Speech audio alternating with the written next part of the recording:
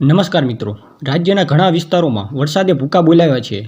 સૌરાષ્ટ્રના વિસ્તારોમાં હાલ વરસાદે થોડો વિરામ લીધો છે, પરંતુ દક્ષિણ ગુજરાતના વિસ્તારોમાં ભારે વરસાદ પડી રહ્યો છે. ત્યારે આગામી દિવસોમાં ઉત્તર ગુજરાતમાં પણ વરસાદની શક્યતા છે. હજી 29 તારીખ સુધી વરસાદની શક્યતા છે. હવામાન વિભાગે 27, 28 અને 29 તારીખના રોજ કયા કયા વિસ્તારોમાં વરસાદની શક્યતા છે તેની આગાહી કરી છે. પણ આગળ આગાહી વિશે વાત કરીએ તે પહેલાં તમે અમારી ચેનલ ઉપર નવા હોય તો ચેનલને સબસ્ક્રાઇબ જરૂરથી કરી લેજો, જેથી હવામાનની આવી જાણકારી તમને અમારી ચેનલ ઉપરથી મળતી રહે. તો 27 તારીખના રોજ દક્ષિણ ગુજરાત અને સૌરાષ્ટ્રના જિલ્લાઓમાં ભારે વરસાદની આગાહી છે.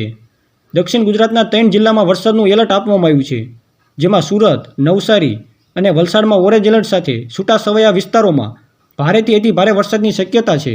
રાજકોટ, જૂનાગઢ, ગીર સોમનાથ, અમરેલી, ભાવનગર, ભરૂચ, વડોદરા, પંચમહાલ, દાહોદ, છોટા ઉદેપુર, નર્મદા, તાપી અને ડાંગમાં યલો એલર્ટ સાથે છૂટાછવાયા વિસ્તારોમાં ભારે વરસાદની શક્યતા છે. અમુક વિસ્તારોમાં ગાજવીજ સાથે વરસાદની શક્યતા છે. 28 તારીખના રોજ 6 જિલ્લામાં ઓરેન્જ એલર્ટ આપવામાં આવ્યું છે, જેમાં ગીર સોમનાથ, અમરેલી, ભાવનગર, સુરત, નવસારી અને વલસાડનો સમાવેશ થાય છે. આ જિલ્લાઓમાં ઓરેન્જ એલર્ટ સાથે ભારેથી અતિ ભારે વરસાદની આગાહી કરવામાં આવી છે. દેવભૂમિ દ્વારકા, પોરબંદર, જૂનાગઢ, રાજકોટ, બોટાદ, સુરેન્દ્રનગર, અમદાવાદ, બનાસકાંઠા, પાટણ, મહેસાણા, ગાંધીનગર, સાબરકાંઠા, અરવલ્લી, ખેડા, આણંદ, વડોદરા, ભરૂચ, પંચમહાલ, મહીસાગર, દાહોદ, છોટા ઉદેપુર, નર્મદા, તાપી અને ડાંગમાં ભારે વરસાદની આગાહી છે. અને 29 તારીખે મધ્ય ગુજરાત, સૌરાષ્ટ્ર અને દક્ષિણ ગુજરાતના વિસ્તારોમાં ભારેથી અતિ ભારે વરસાદની શક્યતા છે.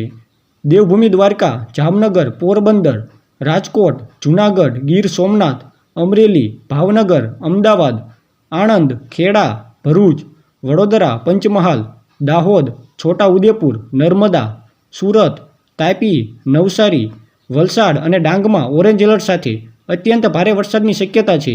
બાકી રહેલા તમામ જિલ્લામાં યલો એલર્ટ આપવામાં આવ્યું છે. 29 તારીખે હવામાન વિભાગે સાર્વત્રિક વરસાદની આગાહી કરી છે.